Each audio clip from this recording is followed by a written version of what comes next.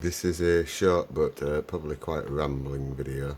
Just running the Firestrike Extreme benchmark on my system, and I've just run it previous to starting this video and noticed something interesting that I just wanted to point out. I'm currently running a X58 based system which is like 10 years old with an X56 X60 overclocked to 4.2 gigahertz in it. I've got 20 gigabytes of RAM, which because of the overclock I think it's running at about 1700 megahertz maybe, something like that.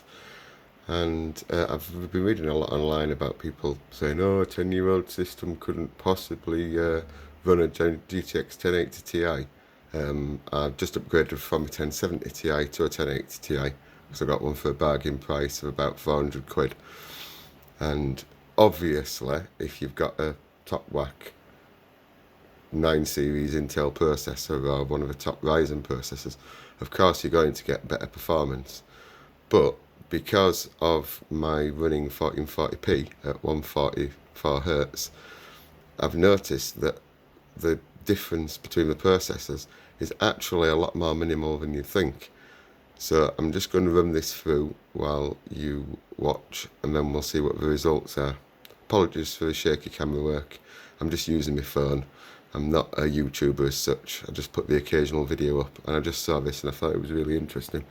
I've got this running as it's going, so you can see the 1080 Ti. Wait for it to start again. We're boosting. Poor focus there. Apologies for that.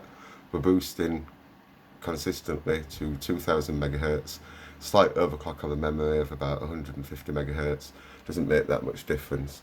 The car's currently running quite cool, not very CPU intensive at all. We're running at like a few percent on a lot of the cars. Running nice and cool, even with the overclock. Big Noctua cooler on there, and I've got a nice big cooler on the North Bridge, so that's running at 42 degrees, which really helps with the overclock. And the GPU is boosting. Really sorry about the focus there. Using maximum 313 watts. I've got the power set to 117% maximum, but we're doing okay. Decent frames per second on the CPU intensive bit for the physics score.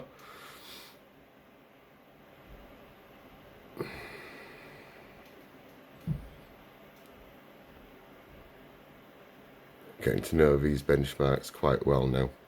Trying to get stable overclocks and seeing what I can get out of a 1080 Ti. Last bit, and then you can tell I'm rambling a bit now because I've run out of things to say.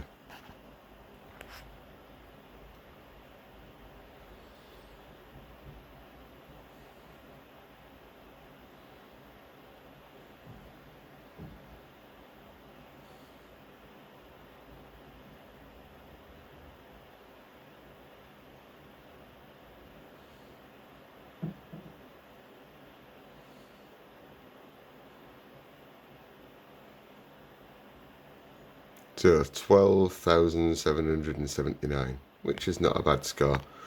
Now, having done some research, that 13,400 points, as you can see, is a 1080 Ti with a Core i7-8700K, which is within 1,000 points of my results, and you're not going to notice that, and I don't in games. I always play at 1440p, 144 Hz, and the system is more than capable on the games that I play. So I just thought that I'd make that point and show people that you don't necessarily have to buy a ridiculously expensive system. I got a Rampage 2 Genie board and the X56 60, plus the 20 gigabytes of RAM for way less than 200 quid. So was all that in the system. Decent EVGA 750 watt gold GQ power supply, and the GTX 1080 Ti. So for about 700 quid, including a few bits that I had, I've got a fairly decent system. You don't have to go out and spend 5, 6, 7, £800 on CPUs and motherboards and stuff. Just look at some of the older stuff. If you don't want an upgrade path, it's lots of fun messing about with overclocking. So I'm just going to stop rambling now, and if anybody's interested, hope the information was useful. Thanks a lot.